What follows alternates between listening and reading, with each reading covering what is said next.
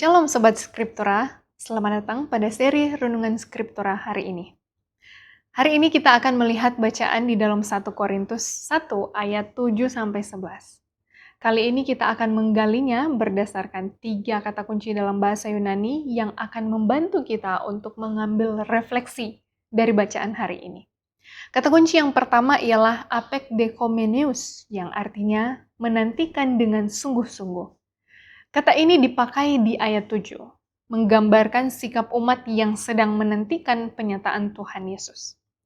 Ini bukan sebuah penantian yang biasa yang dilakukan, tetapi penantian yang aktif, penuh harapan, dan terus-menerus mengarahkan diri kepada Tuhan. Kemudian kata kunci yang kedua ialah bebai hosei, yang artinya meneguhkan atau menguatkan.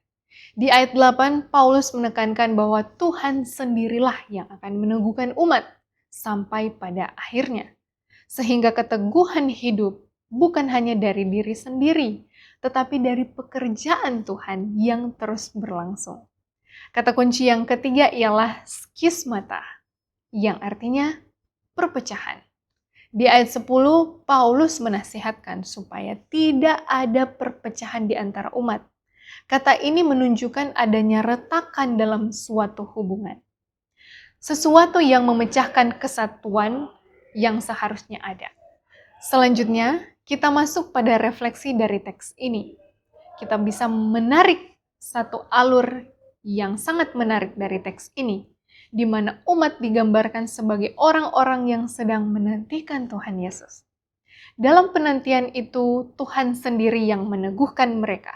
Tetapi di sisi lain, ada ancaman yang nyata di depan mata, yaitu perpecahan di antara umat Tuhan saat itu. Hal ini menunjukkan bahwa hidup dalam penantian tidak selalu berjalan sesuai dengan apa yang kita harapkan. Penantian kepada Tuhan Yesus seharusnya membawa hidup umat dalam kesatuan, tetapi realitanya justru muncul perpecahan. Disinilah pentingnya melihat bahwa keteguhan itu berasal dari Tuhan. Ketika Tuhan yang meneguhkan, umat bisa tetap berdiri sampai akhir dan tidak terpecah. Paulus juga mengingatkan supaya umat sehati dan sepikir.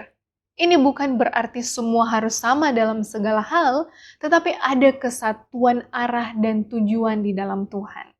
Dari teks ini kita bisa melihat bahwa menantikan Tuhan Yesus bukan hanya soal masa depan, tetapi juga bagaimana kita hidup sekarang. Penantian yang benar akan terlihat dari hidup kita di dalam Tuhan. Hidup yang dipenuhi dengan keteguhan dan dijaga dalam kesatuan. Kiranya melalui bagian ini, kita bisa melihat bahwa Tuhan bukan hanya tujuan akhir, tetapi juga sumber kekuatan dalam kita menjalani hari-hari hidup ini. Terima kasih sudah menyimak bersama dan sampai jumpa di video seri Renungan Skriptura selanjutnya.